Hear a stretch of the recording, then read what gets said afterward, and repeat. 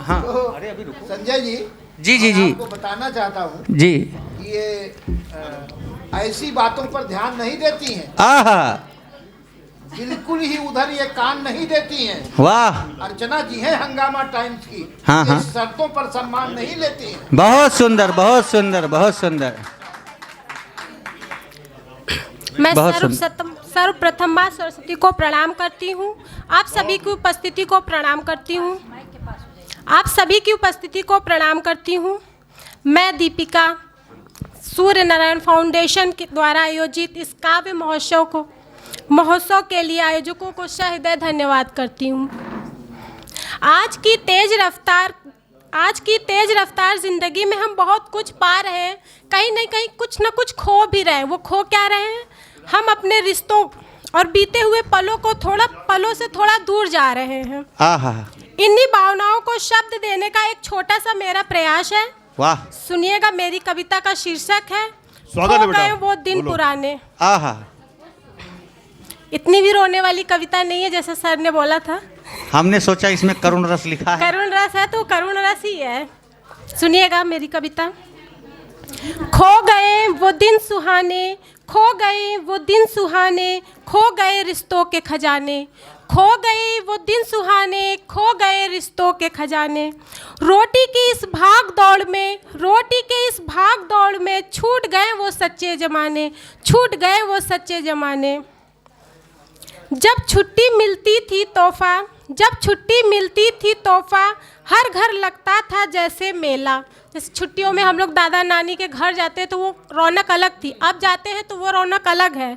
उस घर में वो पुराने वाली रौनक नहीं आती। उसी पे लिखा था, जब छुट्टी मिलती थी तोहफा, हर घर लगता था जैसे मेला।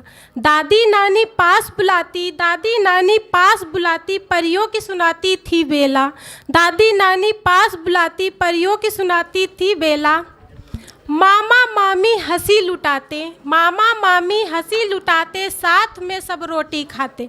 अब तो इतने बिजी हो गए हैं कि किसी को टाइम नहीं मिलता है कि अपनी फैमिली के साथ इकट्ठा खाना खा ले।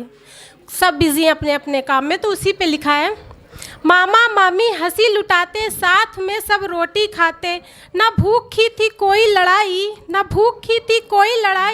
न दिल में जलन की परछाई, ये न दिल में जलन की परछाई उस भाव को लिखा है।